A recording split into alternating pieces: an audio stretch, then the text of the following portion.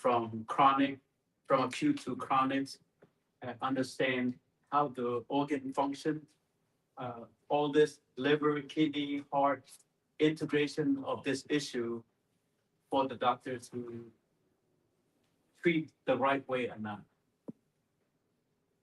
Today, I'm going to be talking about just a simple, uh, complete blood count, but there are many blood panels that you can find out, from a complete blood count to simple metabolic panel to thyroid checks panel, or all this.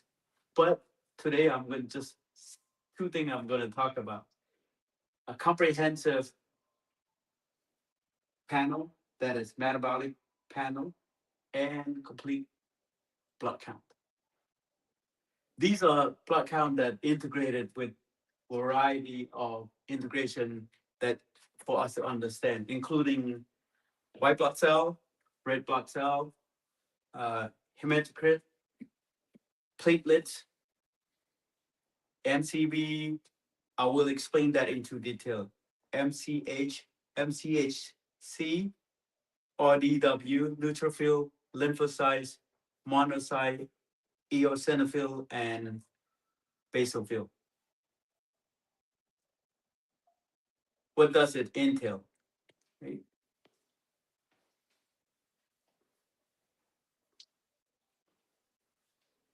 For white blood cell, it's measuring just the white blood cell itself when the immune response or deficiency.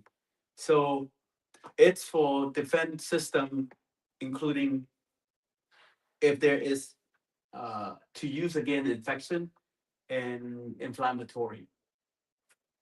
If there is a high reading of the uh, white blood cell, what does entail? It possibly a lot. There is bacterial infection or inflammation. Usually on the lower end, we look at whether viral or some sort of HIV. So what sign and symptoms say? Fever, fatigues, recurrent infection. Disease that include with this sepsis, leukemia, autoimmune disorders.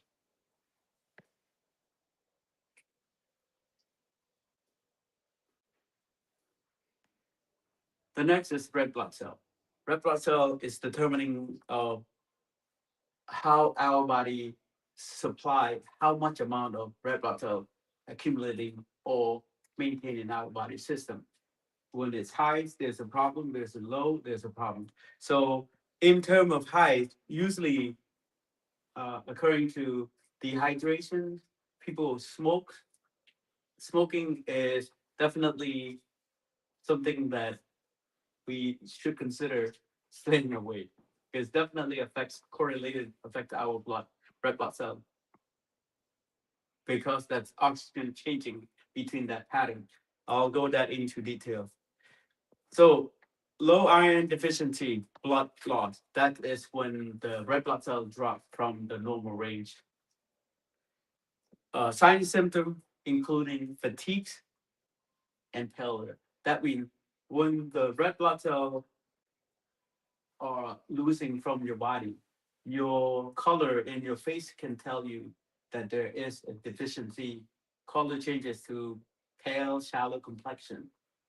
What if you have dehydration and low iron? When you have dehydration and low iron, what happens is you become very fatigued. Dehydration means the red blood cell is spiking higher.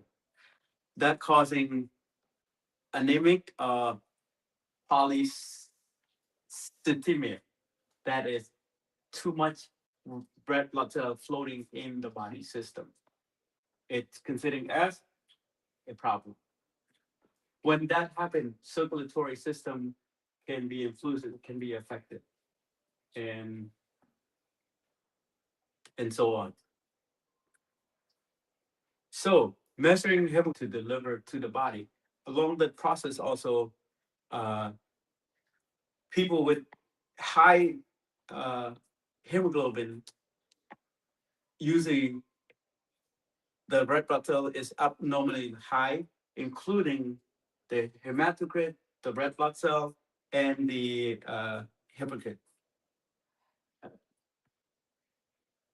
So if it's low, usually we say if a blood loss, people listen time to month. If over period, like you lose a lot of blood over 7 days, person change, become very fatigues, this or hemorrhages itself, it causes this type of fatigue. Yes. So, what would be the best way to go back into your norms if you drop hemoglobin? Like, how can we gain it? So you might need to eat a proper portion of nutrition, protein, nutrition, all this. Or if it drops so below certain level, you might have to need a blood transfusion for this. What happens if it's high? You have a health problem? If it's too high, it's too concentrated. Remember, work closely. That hemoglobin bind to the red blood cell itself. Red blood cell has a concave like shape, right? That's where it pick up oxygen, pick up nutrient to deliver to feed our body, right? Any if high density of the hemoglobin considering as a disorder, So such if you- as Sorry. So if you live in high places like in Colorado or in places like that, so have high, yeah, it definitely but that's not high healthy, right? no, it's not unhealthy because our body will change according to where you live, right? And first, you expose them to high altitude. So what happened? You feel shortness of breath, cannot take your breathing. Now your body learn how to process that. The people go into the uh, low pressure chamber, like take it to the below sea level. This upregulate your uh, blood system also. So yes, of course, people live up in the Himalaya, the Sherpas, whatever the people that take folks up to the Mount Everest. They sometimes they don't even use that uh, CO2 system, but they can survive in a very low oxygen, and that's depend on where you live. So sign symptoms include weakness and tachycardia. So this is the measurement of the hematocrit. It's the percentage measure of the red blood cell mass. This reflects red blood cell mass and hydration. If it's high dehydration, uh, it's supporting the red blood cell, almost like the same story. The concept is red blood cells so high, then it will affect the hematocrit also. So dense uh, red blood cell, and if it's too low, anemic also may be caused by hemorrhages or blood bleeding severely, prolonged bleeding from time to month also. Signs symptoms include dizziness, fatigues. A lot of people recently having had headache out of the blue. They have blood works. Good example, I saw a patient, it was yesterday. No, actually, sorry, today, this morning, walk in with severe uh, headache, pounding headache. Went through multiple hospital, did a lot of blood work, did a lot of injection, nerve injection. This is a 14 years old um, female, uh, still not responding to any type of pain management. Uh, Looking at the blood works, everything's on the lower side from the complete blood panel. There is a small rise on the lymphocyte itself. to me, when I asked the question, she was talking about how her food intake only apple, fruit, and what about protein? She said once in a blue moon, she would have sandwich with turkey, and basically, to me, this is a sign of anemic, where her iron level was not picking up the right source of protein. Her body needs more protein. So uh, we'll see how it go. After the first acupuncture session, she was doing pretty good with my direction of nutrients and advice of what to eat. I think she'll be better.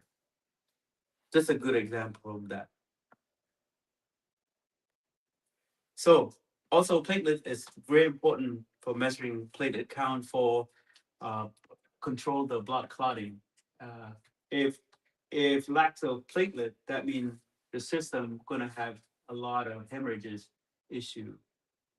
If it the platelet predominantly abundant enough, that's help repairing any injury, cut or bruises. Low in terms of if it's sign and symptom, including skin break that particular and bruising, bleeding gums, these are the rise and low. If it's overactive, it causes blood clots, and low blood platelet count causes uh, weaknesses. So unable to deliver and pick up the clotting factor properly.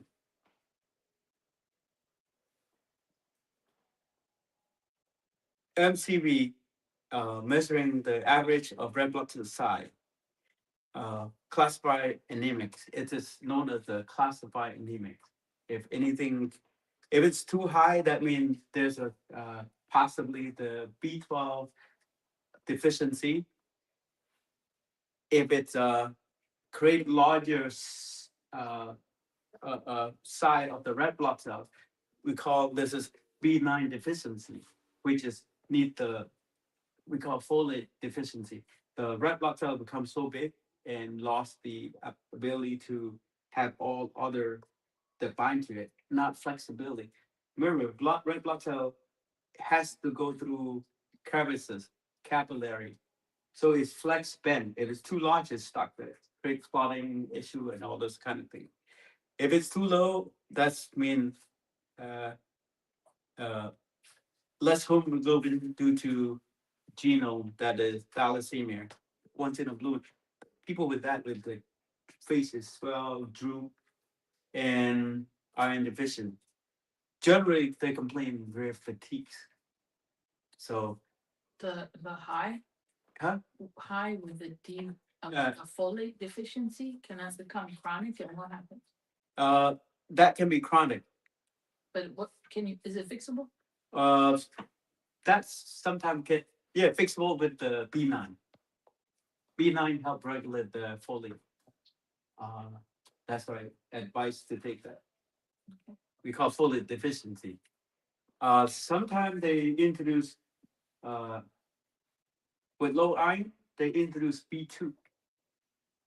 Uh, Because right now they sell folate. Folate is a wrong form of B9, right? It's folic acid is the right form.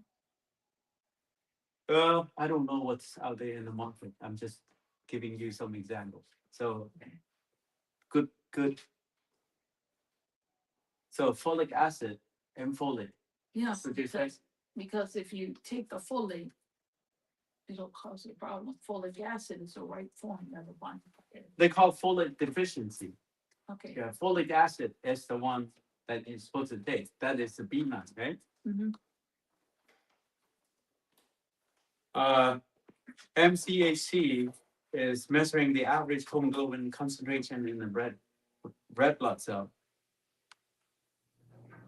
If it's high, we call this the shape of the shape of the red blood cells must be concave, normal size, flexibility. This measuring to see if it's high, usually the concentration of this um, uh, average should like the shape of it is like a sphere, like rigid. So it doesn't travel through the capillary the right way. So it stuck. So it's just a change. It's more like to determine whether it's a sphere. The spherocytosis. That means that it's part of the genome being created that way. You're born with that kind of rigid cell. Yes, if it's low, related to iron deficiency. Sign symptoms, uh, color of the person looks very pale, shallow complexion. Uh, the term spherocytosis, that's what the shape of like a sphere, rigid shape of this red blood cell.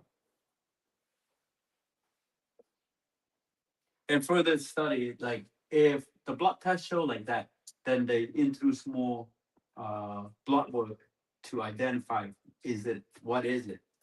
It's so RDW measuring variation in red blood cell size detects anisocytosis, meaning that this RDW determine the size and shape of the red blood cell containing small, big, like all kind of shape.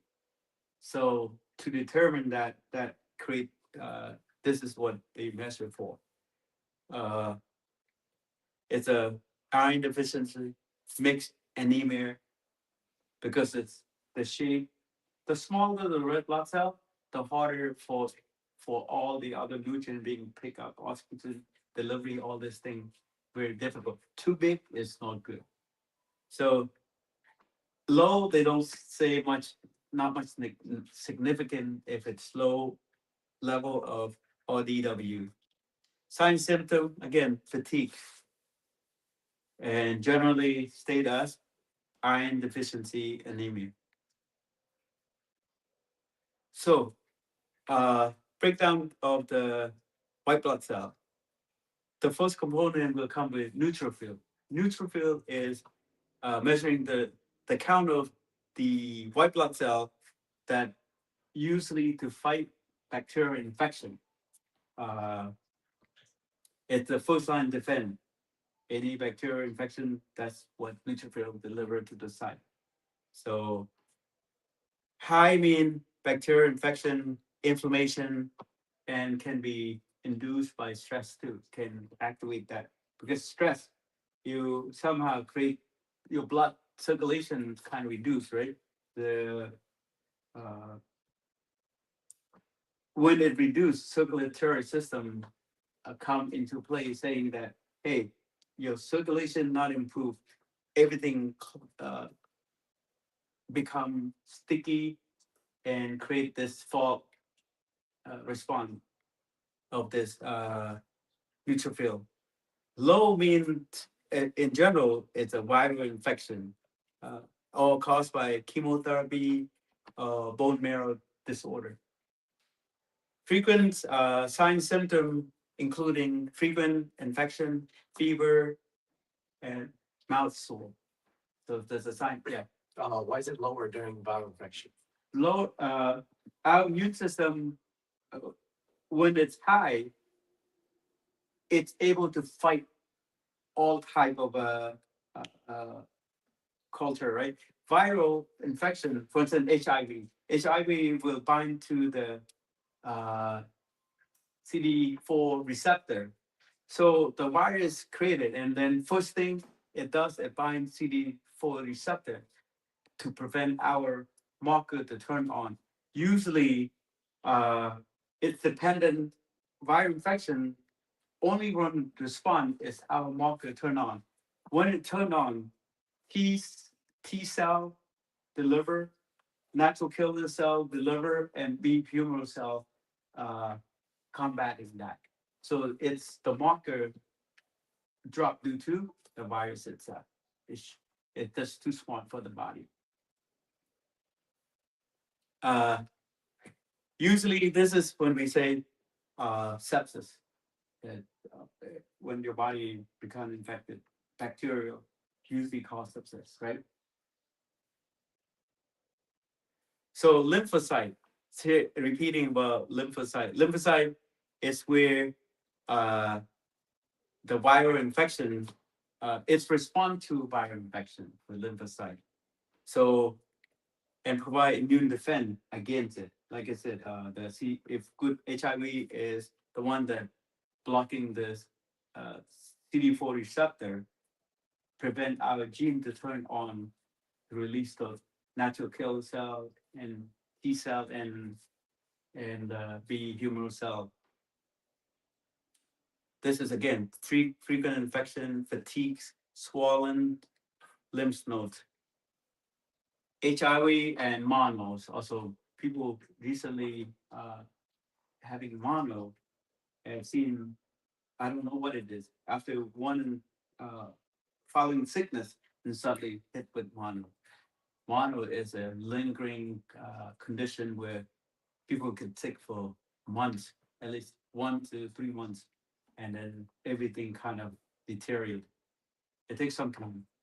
I had a person had a some sort of like he felt ill, and suddenly on top of it, he told the doctor that I probably have a mono because so fatigued cannot get up. His blood count uh, was 84, and uh, white blood cell was 84. So what happened? Uh, the doctor ordered test. They ordered 22 hours of blood. He's already his blood works with his blood's already dropped, right? Imagine order 22 hours of blood. As soon the doctor took that, he got sick for 3 more weeks. It dropped to when he get the blood work done, just to test. It's from 84 dropped to this is white blood cell. It dropped from 84 to 60, and he's struggling, fatigues. That's when I saw him, and the last time I saw him, got some blood work done. And now it's on the rise. Start to feel better. So sometimes when the body already deteriorate like that, I feel that blood work should be not too aggressive. Yes, you can give a pint of blood when for somebody who's not sick, right? If it's sick. Is acupuncture do for? So in terms of acupuncture, the use approach of we call tonifying the body system. His gut system was out of whack. His spleen was swelling up. So that means the body fighting something, some sort of infection or injured. He wasn't injured. So it's fighting the infection itself. So uh, the acupuncture itself helped to reduce that inflammation to the spleen.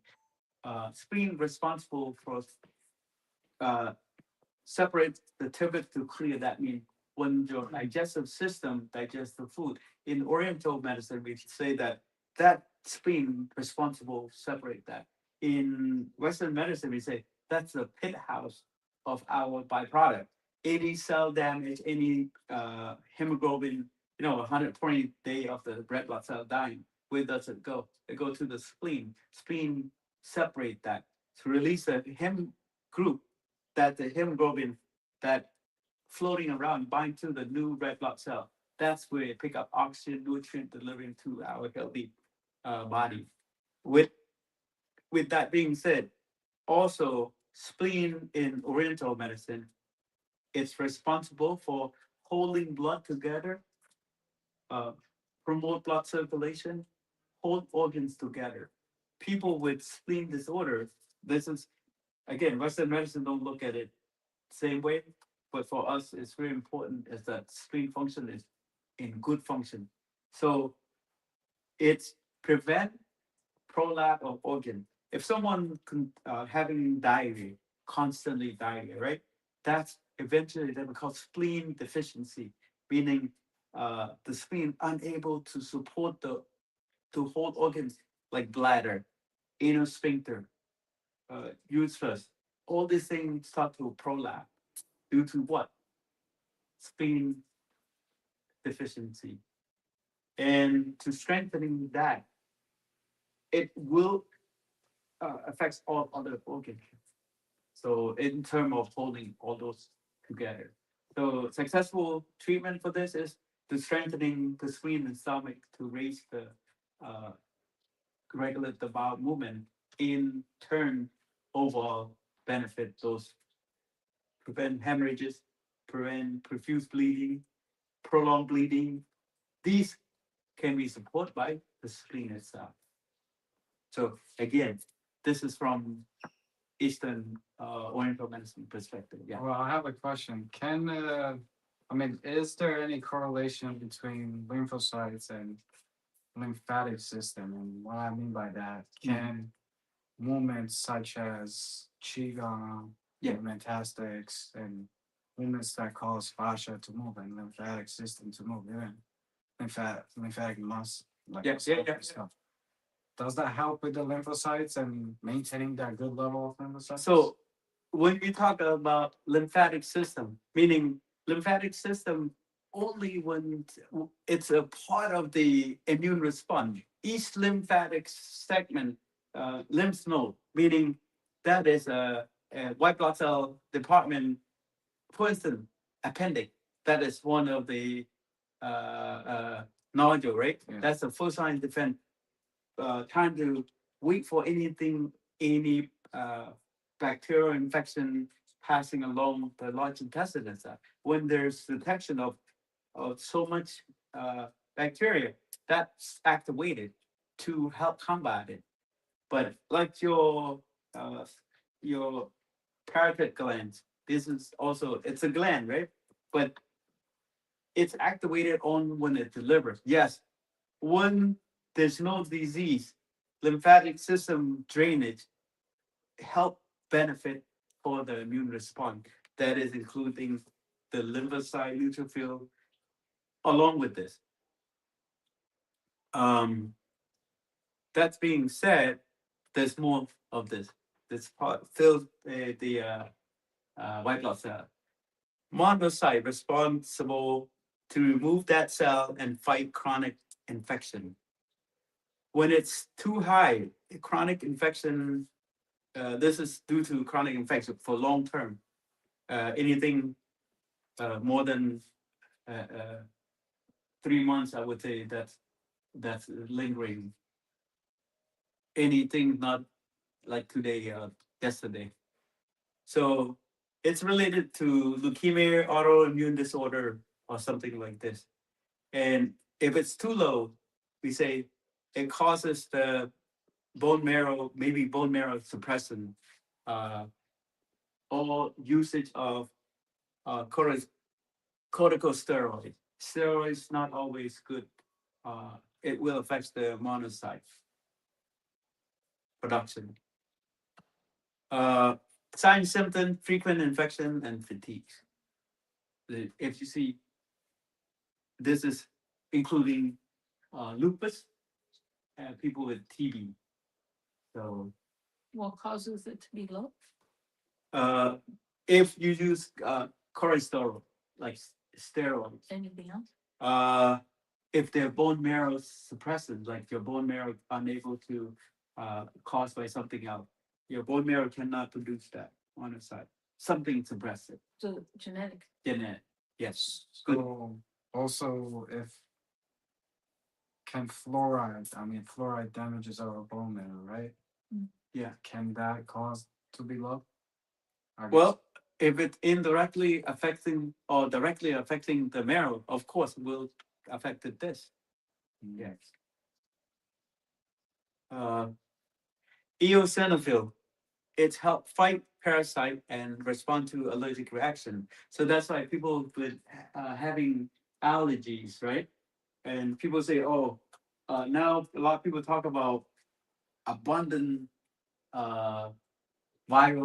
abundant parasite. Like you should take this, you take that. Recently, it's been people talking a lot about how to fight parasite. I said, in order to someone say that, oh, I'm taking this to fight parasite. I have parasite in my system. People show me picture of stool, like shiny stool. Not always that parasite, because the stool can have different kind of shape and shine, all the color. If you eat food that cause dampness, look like super shiny, wavy, sticky. We call that dampness stuck by moving foul stool, sticky stool, create this. But it's not always rule out and saying, oh, I have parasite in my stool. So you gotta do some test something like this to support it. Yes, allergy, asthma, and all that stuff can affect this eosinophil. That's why we need that uh, count to be on a normal range. I think less than 1%. Basophil is to release histamine during allergic reaction and inflammatory response. This, if it's too high, uh, it create that allergic reaction, uh, chronic inflammation. If it's too low, acute stress may induce that. Hypothyroidism, and cortisol again, that can cause it to become low. What's the difference again between basophil and eosinophil? So eosinophil fight parasite and respond to allergic reaction. It's also allergic. And basophil, it release the histamine, remember, to the site to combat. We talk about mast cell, right? Yeah. This is correlated to that. Mast cell deliver to any strong allergic reaction, psoriasis and something like this. This part of mast cell delivery. Histamine is a marker to tell that there is something blocked and stuck there. A chronic inflammation will predominantly spike.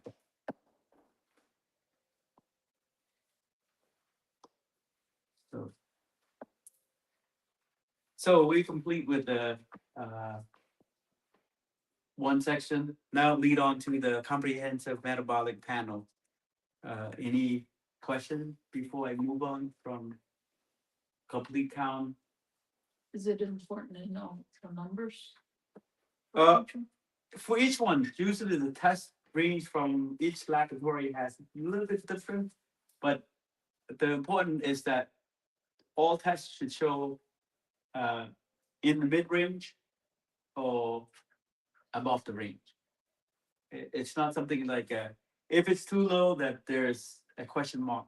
They say sometimes the blood tests show it, but the sign and symptom and the physical also should be looked at, not just a run. Oh, I have this vitamin D deficiency and go crazy about it, but maybe need another run test, and uh, fatigue should be the sign of it. Uh, Depression should be a sign of it. Almost like not run into it right away, but determine with more tests, right? Create a, maybe seek out for another panel to help this. So comprehensive metabolic panel, we look at the glucose level, sodium, potassium, chloride, CO2, blood, urea, nitrogen, that is bond, creatinine, that's with the kidney marker, calcium, albumin, total protein, AST, ALT, ALP, and total bilirubin. I'll break it down to one by one. So for glucose levels, it's always measuring blood glucose level for if it's too low or too high. What does it mean when it's the primary source of energy for our body cell, right? Too much can create problem, too low can create problem. So high, usually when it's too high in the bloodstream, what it does is that's a sign of diabetics, Stress can induce that too, and corticosteroid can also create that spike of that glucose level too, because the insulin uptake is no longer able to change that. So cortisol spike, insulin go down. That's why the stress can be affected.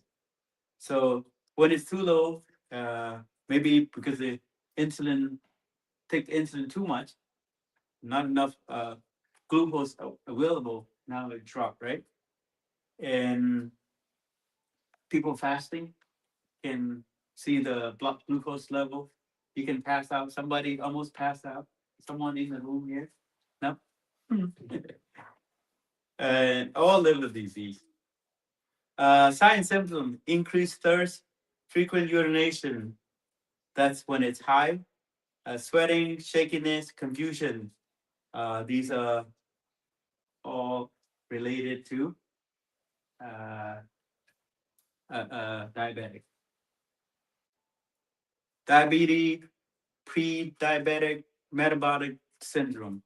So that the glucose when it changes there. So sodium is, yes, we know all you need sodium. So too much is no good, too low is no good. So it's maintain the balance, fluid balance and nerve function. If it's too is there too low and too high? Yes. If it's too high, it maybe related to not drinking enough water, dehydrated. Uh, Folks with diabetes also can have this high induced sodium to spike. Uh, Low can cause heart failure, kidney disease, excessive fluid intake can saturate your sodium also. Like people given IV, like back at home in my countries, I've seen a lot of folks have a lot of issue. They said drown the heart because all anything about sickness they put IV. Anything sickness they IV. When you look at the patient swell up, eye puffy, like so oversaturate can cause this issue. And yeah, sooner or later heart will fail. So because we call you drown the heart, right? Uh, Confusion, weakness, and seizure. That's a sign symptom. Heart failure, dehydration, and chronic kidney disease. These are uh, can cofactor from this sodium. So potassium essential for muscle and heart function. If the if it's too high, a lot of people have a lot of kidney failure. If it's medication can induce that, and damaged tissue can causes potassium to rise also. Uh, Too low due to diuretic, vomiting, or diarrhea. Sign symptom: muscle weakness, cardiac dysrhythmia, dysrhythmia, chronic kidney disease, adrenal disorder, diabetic, ketoacidosis.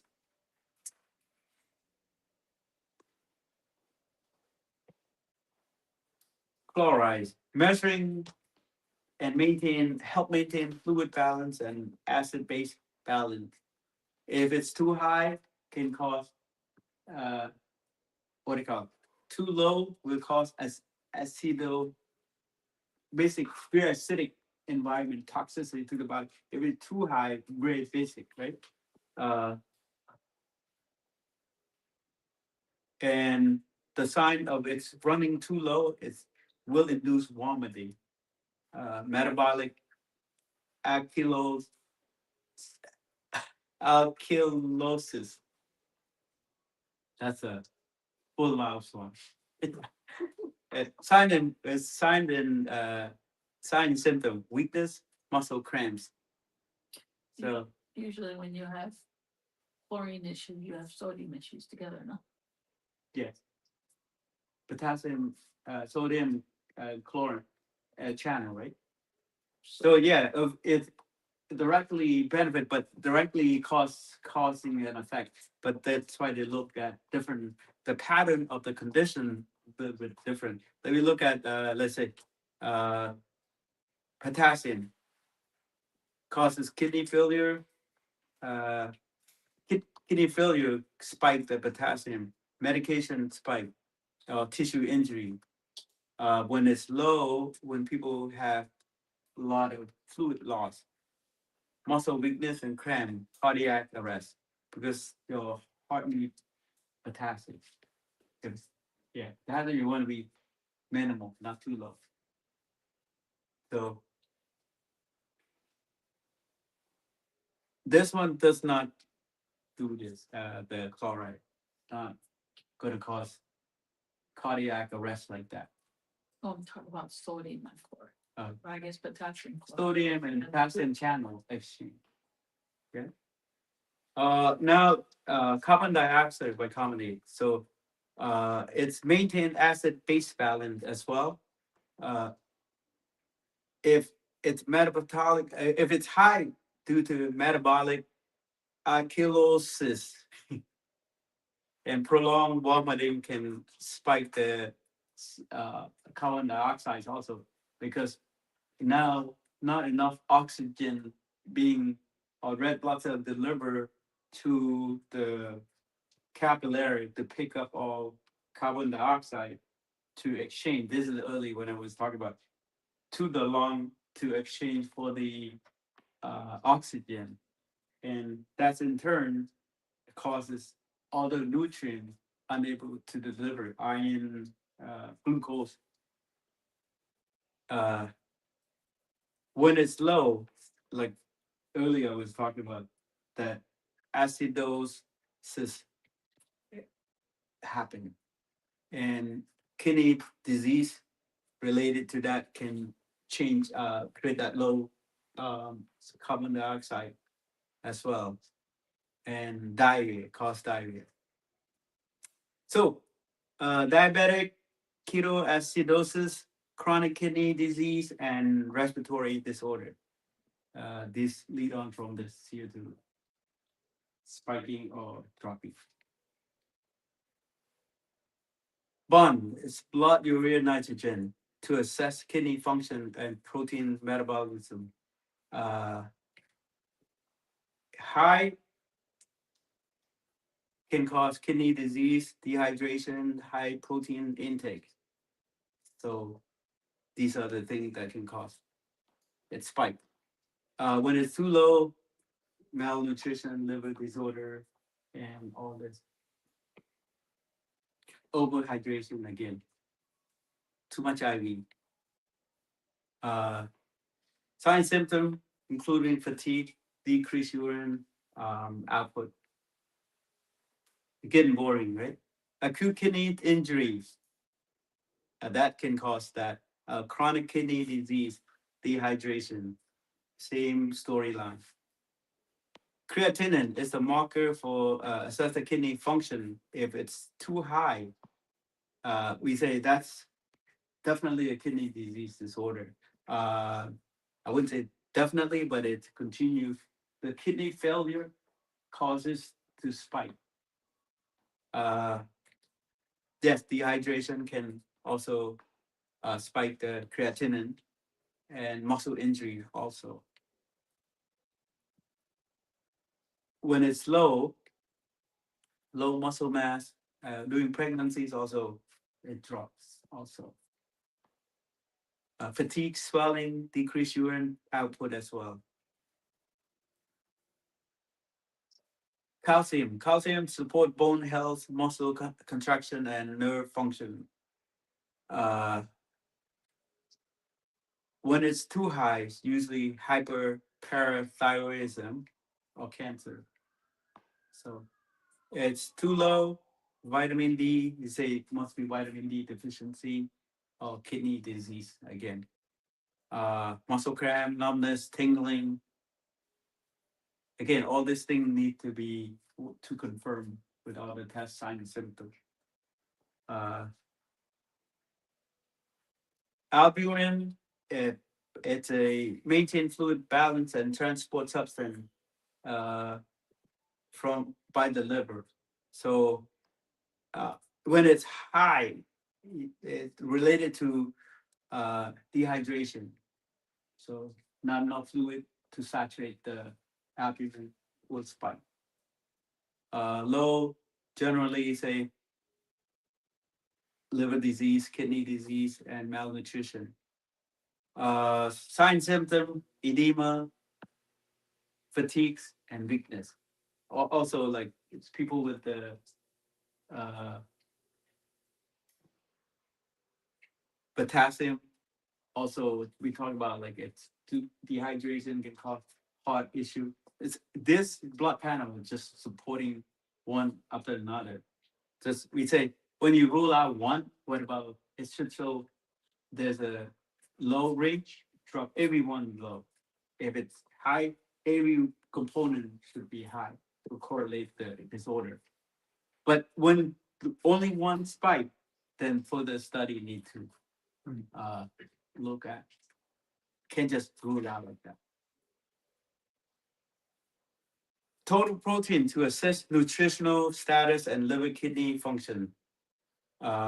If it's high, dehydration, uh, maybe due to and causes chronic or spike chronic inflammatory issue. So if it's low, liver disease, kidney disease, and malnutrition, usually they detect, they say, protein, when you have kidney failure, kidney, the function is not 100%. If it drops, usually create protein leakage. So protein, when they test, they said, oh, spike in creatinine, but the protein also drop. It show in the urine sample. So then swelling, lower extremity, like edema. Like usually, if protein leakage, people have like a swelling from the waist down, like abnormally swelling. Look at the top. I've seen a patient like that, and yeah, fair enough. Uh, Kidney, the filter system's unable to filter everything because it's being damaged due to alcoholic abuse. So that can create some people like go upset and mad and start drinking like crazily. Doesn't take long for the kidney to fail. So as but this AST as aspartate amino transferase to assist to assess liver and muscle cell damage.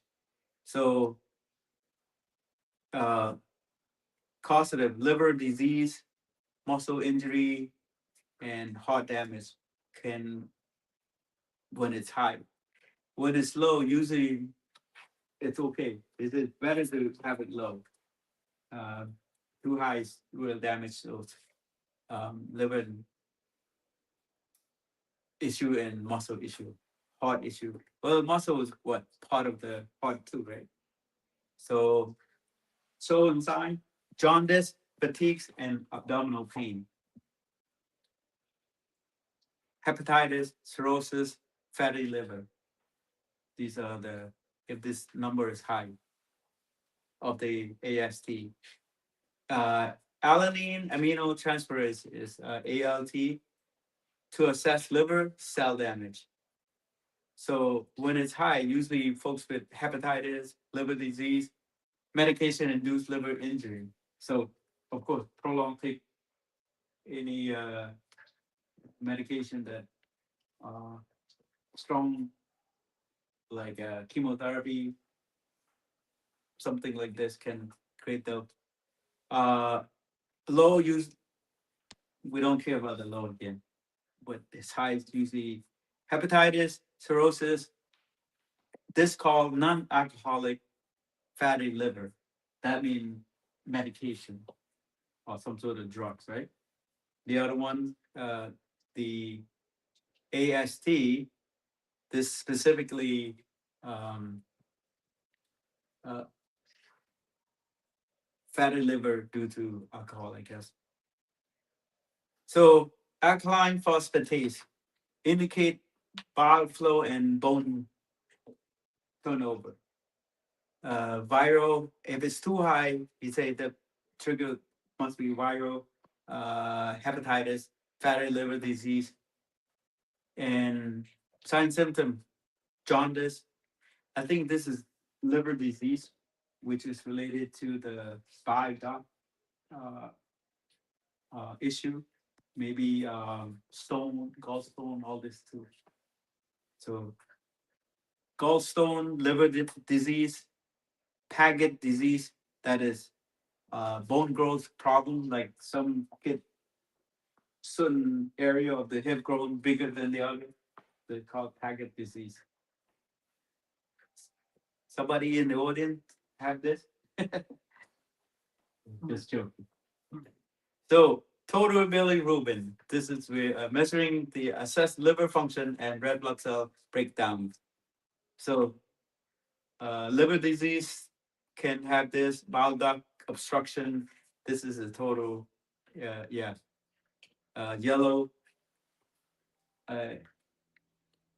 hemolysis, like a blood breakdown. Using not clinically significant is low, but everything's from this high is no good. So this group AL from ALP, ALT, and AST.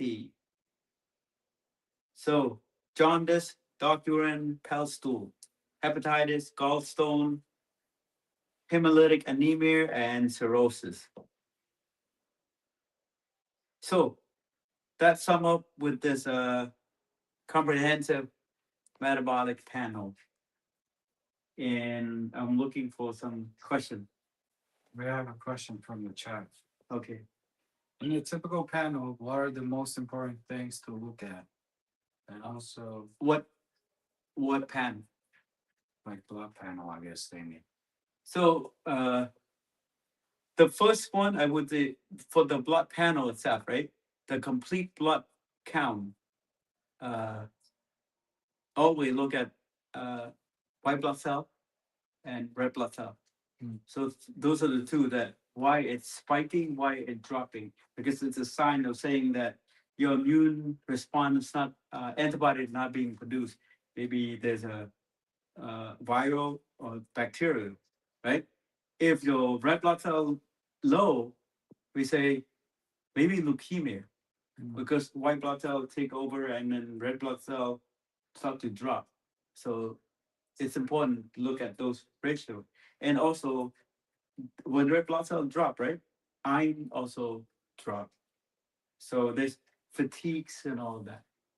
Those two the main thing. And then you break down all the component is part of what represent red blood cell, right? And then everything break down from there. And other question? Next question was, if someone is diabetic, should you look at more than just blood glucose? Yes. Diabetic, you should rule out. Well, there's a sign and symptom that go with that. The glucose should be A1C should be if it's above 5.6, around 5.6 is normal, and above it that is the diabetic. And if the blood we look at the glucose, it should be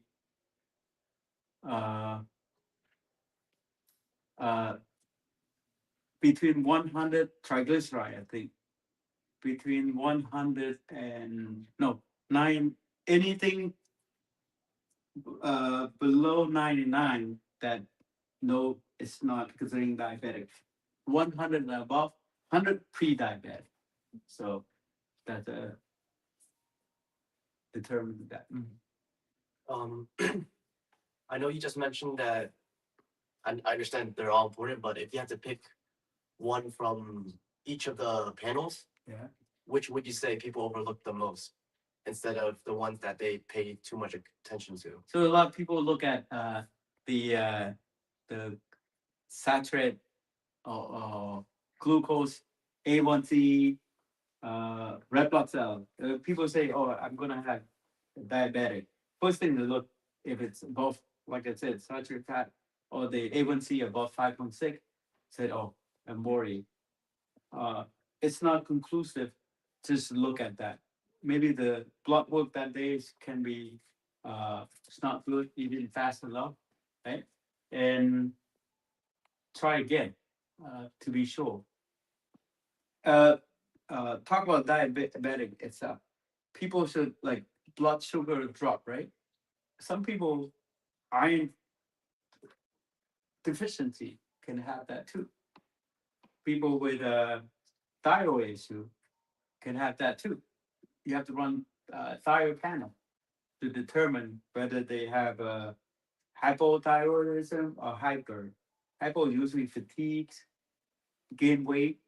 Hyper usually lose a lot of weight, and T T4 and T3 uh, will modulate. You can tell the difference between that. That's what a spike of TSH causes hyper, most likely hypothyroidism because the T4 is spiking also. It's a free the T4 converted T3. Sometimes false judgment with people with hypothyroidism, the temperature of their body fluctuates so fast, and that can be un hyperthyroidism, lost weight. So, am I answering your question? Yeah. Okay. Next question we got is, what blood markers will indicate that you need to detox with something like sauna? Uh, remember, when high rise of blood, right? Uh, when the blood stops not dehydrated, when your circulation is not well hydrated, meaning your body blockages. Uh, the the sauna or the red light therapy we call to create vasal dilation, right? But still, if you go into sauna, it's gonna you sweat profusely. It will causing the body become much more dehydrated. Toxicity might be looking at the fluid itself, uh, some nutrient that helps spike that. So that considering that's why fine line that asking the patient before going to red light therapy, sauna therapy, it's more like activating the mitochondria itself, right? One is to act cold to what? Cause vasoconstriction, meaning to slow down, to wake your body up. Warm to open your circulatory system to flush the toxicity. I think before you flush it, you have to hydrate yourself, right? In order to flush, you have to hydrate, no matter what. You cannot flush stagnant if you don't introduce anything to flush it. So what would be the best way to hydrate at home? Balance electrolyte. Depend on the time of the year, like summer like this. I I would advise if you go out there and enjoy the sun, make sure hydrate yourself. And to counteract with that is to prevent heat stroke. Is having plenty of watermelon. That's electrolyte balance is important. What about when you got false B12 results, right? That happens often. Yeah, it's And for vegetarians or people don't eat enough meat, you have, yeah. and the blood work shows you have high B12, it doesn't make sense. Why does that happen? So because then rule out what are the markers that come with looking at B12. So I would look at what other deficiency there, like B9, right? So there's the underlying. That's why when the word say B12 reduction, fatigues, uh, molasses, like really tired, not functioning correctly, but doesn't mean maybe the person doesn't eat enough iron, that can create that problem, right? So, we continue create more panel, test some more to find out is that the true B12 deficiency. Sometimes, But why do you have a false B12 spike? remember, each lab concentrate the blood for testing differently. If they run the centrifuge, whatever, test can throw off the whole panel. The test should be like off a little bit. So that's, you have to consider each laboratory that run the test also can be faulty due to this preparatory of the running the sample test, right? So that's again, try to run it again and see if it, that's what it is. And yeah. Anything else? And then AccuTag help with this. So yeah, AccuTag will help de-stress yourself and anyone. AccuTag just like acupressure, acupuncture point, but instead of you using needle, you use seed. This seed help. It's a pressure point you can use from any pellet, rice pellet, to pressure against specific point. It's also regulate either for de-stress, for high blood pressure, for anything that use. Usually people use it when they don't sleep well. Because there's a point called not the NADA point. NADA point, these are specific point for PTSD on a daily basis. And that's a fast 5 point to work on. So, and today, Anastasia will volunteer to do this for everybody to walk out here much happier than understanding the blood work itself. Anyone first? All right, I'll Yeah. We get a video. okay. Let me sit there, Okay, come on. because then it'll be in there. You have to want to volunteer? Yeah. Okay, go ahead. All right. And I can tell you. Do I still like this? Facing the camera down? That's fine. Good. Come more over that way a little bit. Yep, that's good.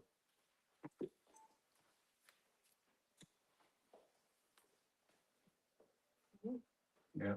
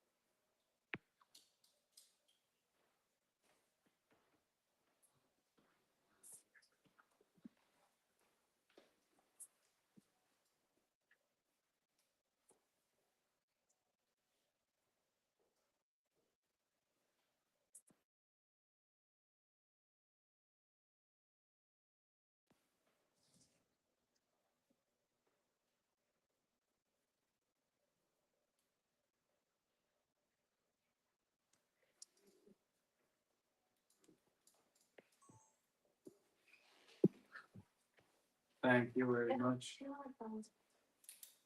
Feel stress-free. Yeah.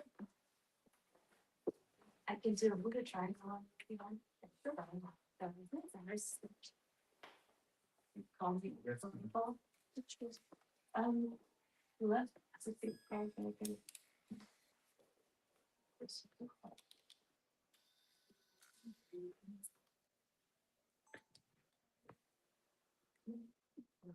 Sparkle is smoother and helping. So calm the mind. And move circulation as well. With lung and heart.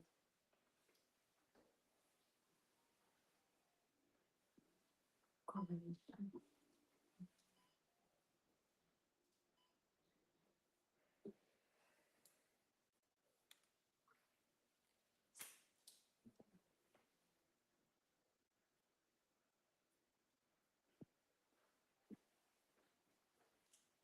Okay, thank you.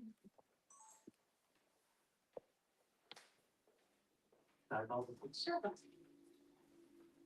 So basically, following this Bloodwork talk, Yeah. we want to have you guys experience what is acupuncture, but the initial of this is to try AcuTac. AcuTac is just a pressure point along the body that can actually release the tension from the body itself. So that's what she's anesthesia doing. So too much similar to acupuncture, but acupressure itself.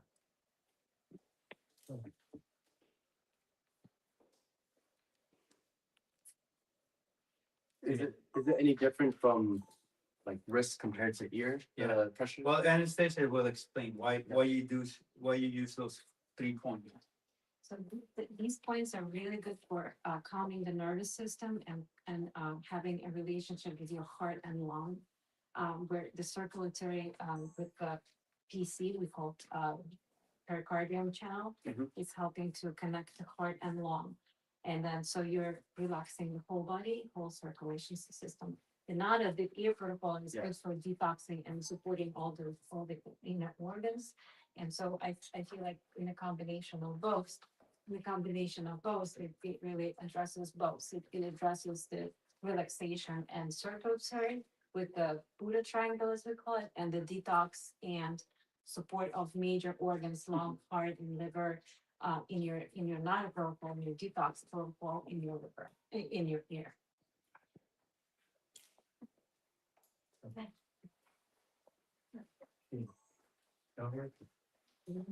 This will sum up our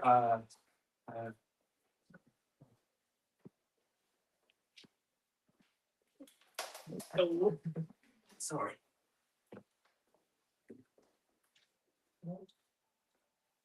perfect. Well, thank you for coming for this talk. It's our first series of Friday night series presentation. So I'm the one that lead off from here, but there will be more practitioner, more doctor will present in this case.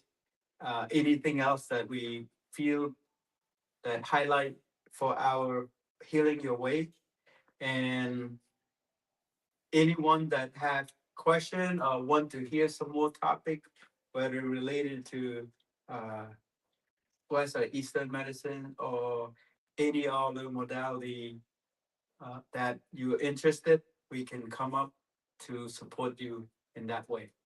So if any mistakes, I said whatever, I apologize, but we all make mistake, but I hope that nothing that I said is faulty. Thank you. Thank you. Thank you.